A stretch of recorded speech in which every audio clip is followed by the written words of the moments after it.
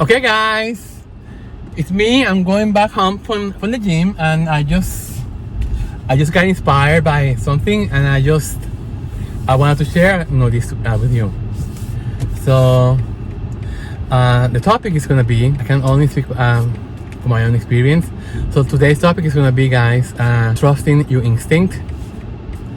Trusting it's like a sixth sense that I think everybody has it, but at least I'm gonna tell you how I try to follow my instinct, and every time, well, not every time, most of the time I was right, in the decision that I took after I trust my instinct. And yeah, so it comes along with the with changing life. But I think the older you get, you learn to trust your instinct more, because you learn from past experiences. So for example, when moving to Portland, and finding the right home, we from New York, I contacted a few real estate agents. I was looking for a home, so Matthew and I were debating whether to get either an old home with a big basement or whether to get a new construction. And so we came and we saw, I looked so much on the internet, on the Zillow, Redfin, on Willow, whatever you call it. Anyway, and I found a few, so I contacted the real estate agent and told her what we wanted.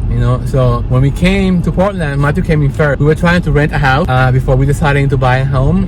So he came like a couple of months before, or maybe a month before. We put the pets on boarding. As Matthew kept the dogs in the hotel, and the cats went to a farm that a cat sitting. So he went looking for homes and for rentals, and none of them will take 5 pets. I mean, I could understand that. So we were I was kind of devastated, because I didn't want to really buy a house right away. But this is what I say, guys, things happen for a reason. Why? Because it so happens that in New York City, and when we're in Brooklyn, I was looking at the internet and I saw this beautiful new construction home in North Portland. So there were a couple of them. So I told my real estate agent, so I sent her a message, said, I want to see this house. Okay, so I got kind of like a feeling of saying, oh my god, this, I had it on my mind. I met Matthew and I went to the hotel. We were staying at a Quinta hotel. It wasn't coming until a few days after. So we went with the real estate agent and we looked at a few older homes, and we went to different new constructions. And I mean, the reason why we didn't want an old home is because I didn't want to get somebody else's problem. We are not handymen. I don't know how to fix things, so that's why we were inclined to get a new construction. But the thing is that the new construction that we saw, none of them have any patio space, so or was very tiny, and we were looking for space for the pet. So I was kind of discouraged. So I told my agent, okay, I saw this house and I printed out. I had a printer with me. I said, can you take us to this house?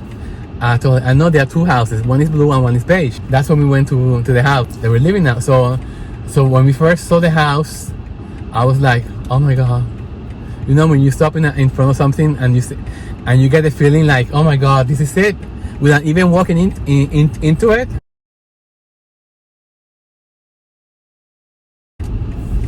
So I remember her opening the door to our home. I'll never forget this. And when I saw, my eye went all the way towards the back of the house. I saw the opening of the house, and I saw the windows, and right away I saw the backyard.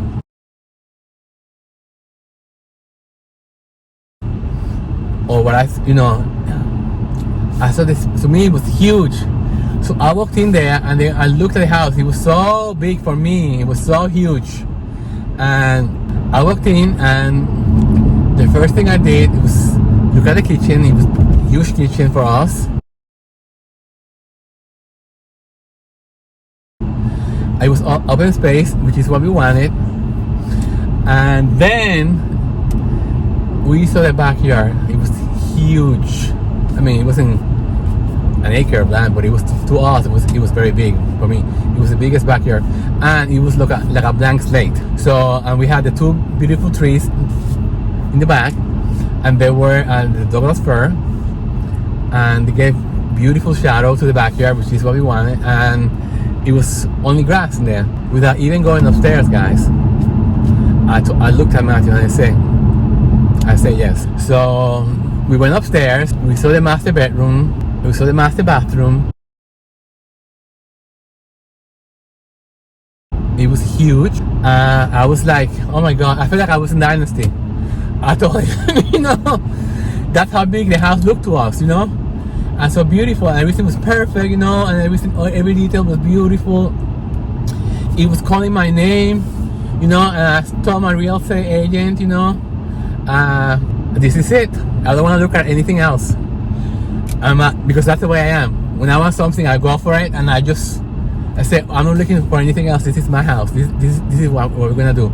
So we went back to the real estate agency, you know, and they wanted, the real estate agent, they were asking $420,000 for the house, and she told us, you know, they're very firm on the offer, you know.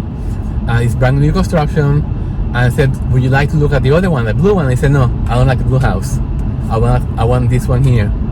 And so I told the real estate agent, you know, I really want to get this house, you know. And so she said, you know, maybe write a letter to the developer, you know, a nice letter. And I wrote a nice letter, and Matthew and I, with the help of the real estate agent, we wrote a very beautiful letter. You know, this is where we come from. You know, we're looking for our dream home. And I think we found it.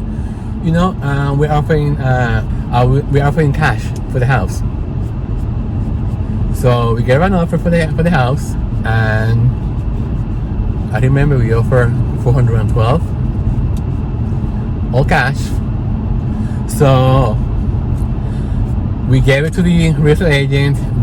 She made the offer to the developer. I think within 24 hours, I remember I was laying down on bed at the hotel, looking at the website, you know, I think it was Redfin or Zillow, and all of a sudden, I look at the house, and then, you know, when you look at the house, you see whether it's sold, whether it's pending, whether it's out of the market. So anyway, it had a red sign saying pending. So I remember it was around 5 or 6 in the morning, and I said, Matthew, I was so dramatic. I said, the house is sold. We lost the house. We don't have the house anymore. And so I don't know what happened, guys. Within half an hour of me getting like so worked out and very upset, I got a phone call from the real estate agent, and I said, she said to me, I wanted to call you guys first thing in the morning because I'm pretty sure you know that the house is pending.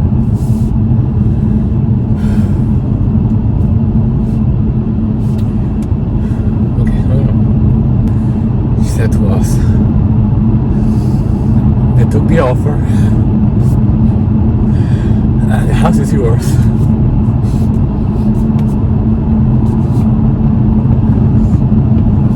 I feel like it was yesterday. I was so happy. Guys, it was the happiest day of my life. I started screaming of happiness. Matthew, hours. And we were screaming, you know, and I said, oh my God, I'm so happy. Thank you for calling us. I told her, I wrote to the agent, you know, oh my God, I'm so happy. Thank you so much. I was so upset. We were so upset when we saw a pending sign. I said, no, they took the offer. They were planning not to take it. They were planning to counteract what they say. And they like the letter, you know, and they decided, you know what, let's take it. And they took the offer. I said, oh my God. So it was ours. And, you know, trust your instincts. It would always work out. Most of the time it will. Okay, now I need to change lanes because I need to go to Portland. Okay, I just wanted to share this with you guys because I get very emotional, and wow, this is one of the happiest times of my life, and I just want to share with you. You know, it's good to share the good and the good times and the bad times, and yeah, okay, you know,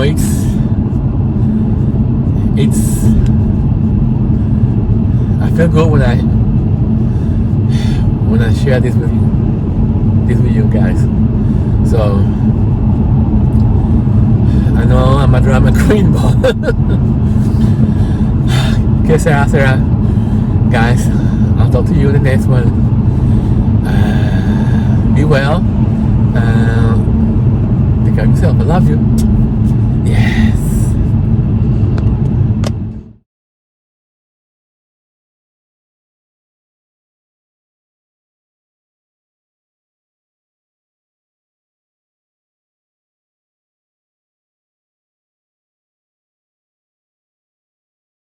Bye.